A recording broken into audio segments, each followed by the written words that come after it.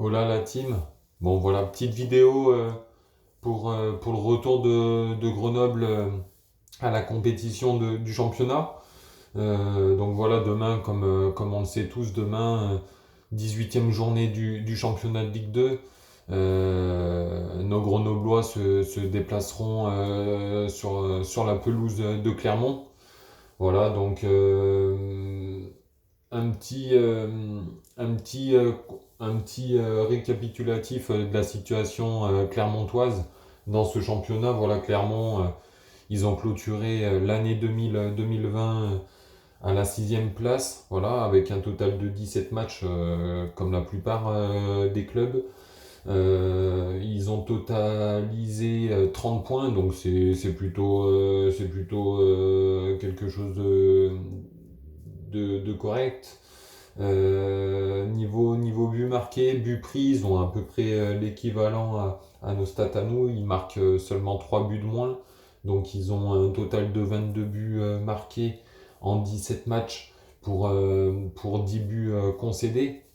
Donc ils terminent la meilleure défense avec notre défense à nous, avec seulement 10 buts pris.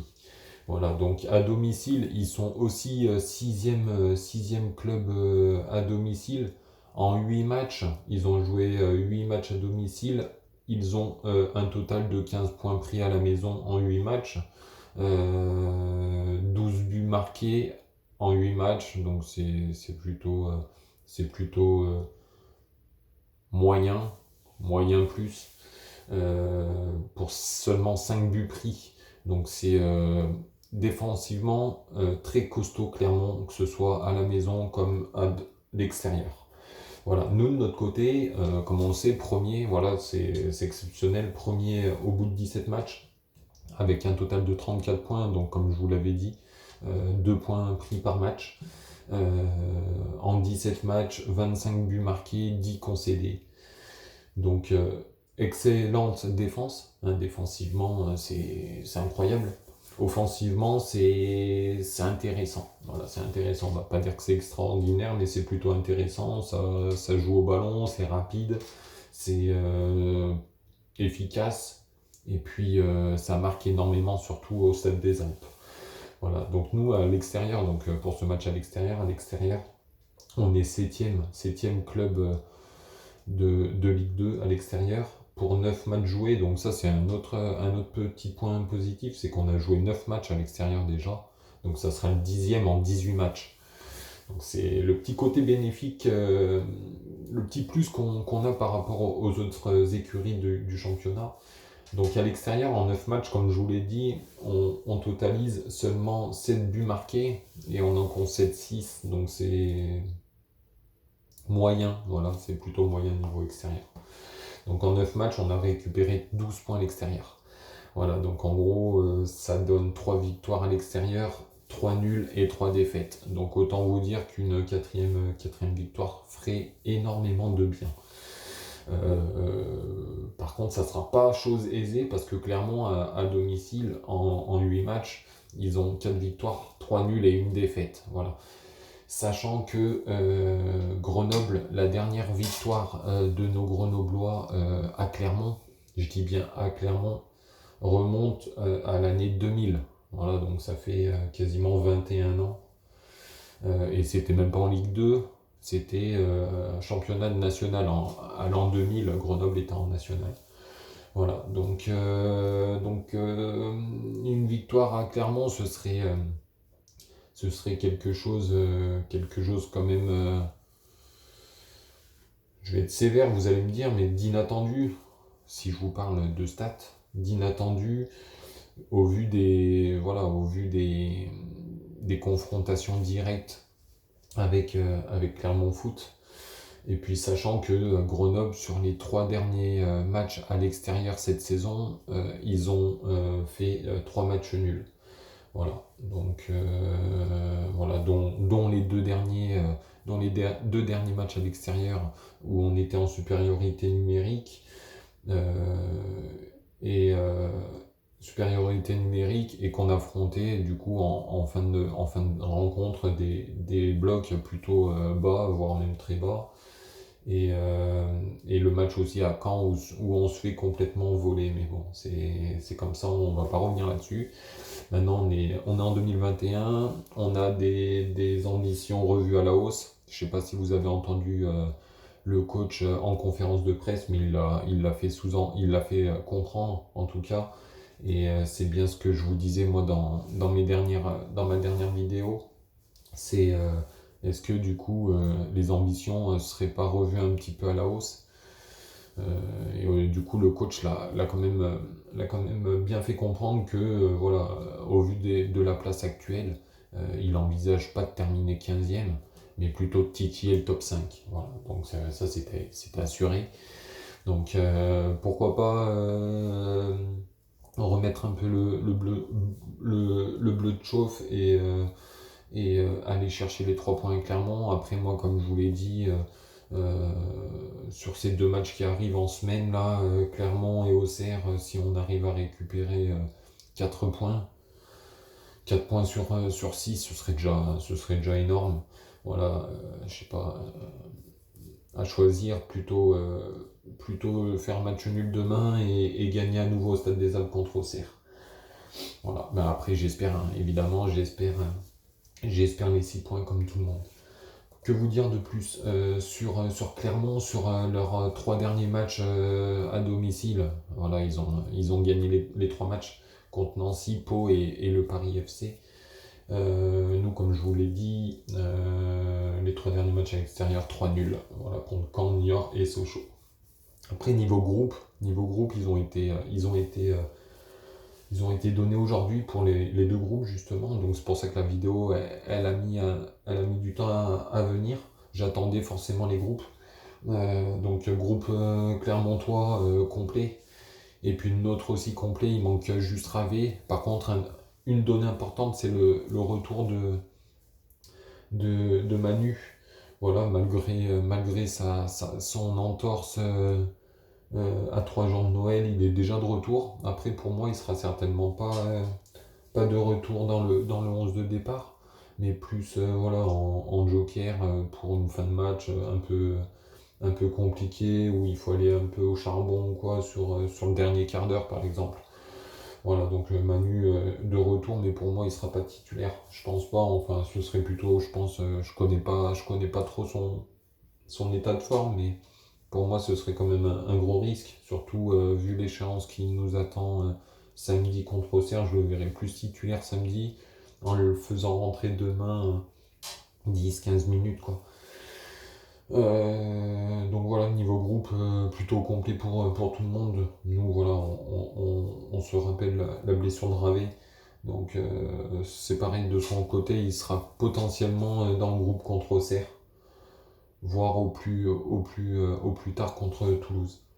Voilà. Niveau joueurs à surveiller les gars, du côté clermontois, et puis ils sont tous présents demain, c'est surtout leur joueur offensif, Mohamed Bayo, leur attaquant, deuxième meilleur buteur du championnat. Il totalise 8 buts avec 3 passes décisives, donc il sera présent demain à la pointe de l'attaque si tout va bien pour lui. Il y a aussi Jim Alevina, aussi leur deuxième attaquant. Lui, il totalise 5 buts et une passe D.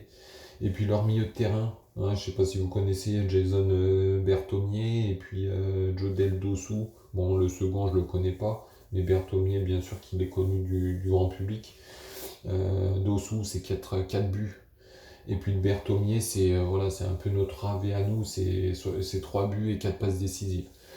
Voilà, donc c'est 4 joueurs qui seront potentiellement titulaires demain, qu'il faudra surveiller. Et puis nous, de notre côté, sur les joueurs convoqués, voilà, on connaît Bennett, Diallo, JT qui tournent à 4 buts. Et puis Anani, Nestor et Semedo qui sont toujours à 3 buts. Donc voilà. Juste une petite nouveauté pour ces présentations d'avant-match. Si j'ai moyen d'attraper les déclarations des 2 groupes, voilà, je vous en fais part. Donc là, j'ai chopé les déclats du coach, Monsieur Gatien, le coach de Clermont, et puis de Berthomier, justement, le milieu clermontois. et capitaine, je crois, je sais pas trop, mais je pense. Donc en gros, voilà, Berthommier sur la déclat qu'il a donnée aujourd'hui.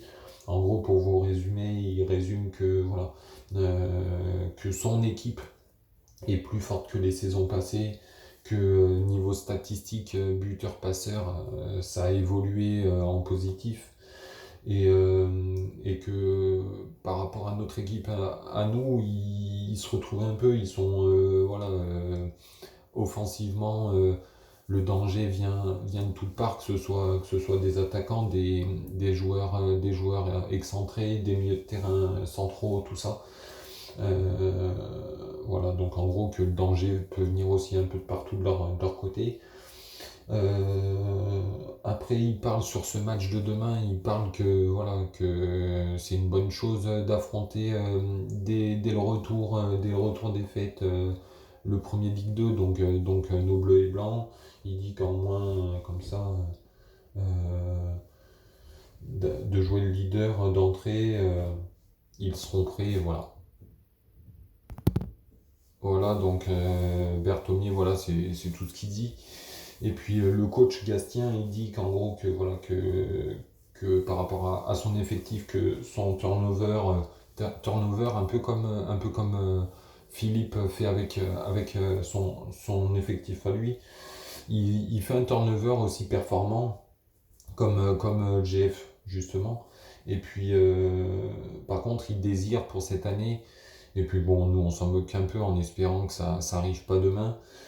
Il désire que, voilà, que les actions soient mieux conclues, et puis que, voilà, que les fin de match du côté clermontois soient mieux terminées. Et puis il parle sur le GF38, voilà, une petite dédicace sur le GF où il dit justement que voilà, par ligne, il y a deux gros joueurs par ligne, deux joueurs très importants à chaque fois par ligne, défensif, milieu et attaquant, et que offensivement, en fait, voilà, qu'on est fort offensivement, et que voilà, que défensivement on est très costaud, et c'est bien pour ça qu'on est meilleure défense, à égalité avec eux justement. Voilà.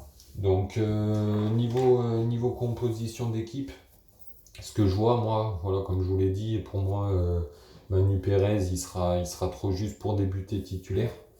Donc je le mets sur le banc. Donc voilà, mot bleu dans les buts. Sur l'aile droite et gauche, Gaspard et Montbry, voilà les deux hommes forts. Nestor et Monfray, voilà, meilleure charnière pour moi de Ligue 2, avec Monfray notamment, et puis Nestor qui en impose aussi. Piquel qui pour moi sera titulaire à côté de Tapoko. Voilà, Tapoko pour remplacer Manu en numéro 10 entre guillemets. Donc Jesse, voilà, Jesse qui en impose, hein, niveau stats aussi, lui qui sur les coups de pied arrêtés, sur les passes, tout ça, il est vraiment exceptionnel cette saison aussi à nouveau. Et puis sur les ailes, je vois Mamadou Diallo avec Willy sur l'aile opposée. Et en numéro 9, je vois Moussa Djité titulaire. Voilà, lui qui termine quand même beaucoup mieux la première partie de saison que Achille.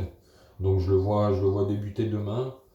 Et puis voilà, j'espère que ce 11 va ramener quand même un bon résultat. Au moins le match nul. Voilà, au moins le match nul. Faut surtout pas perdre.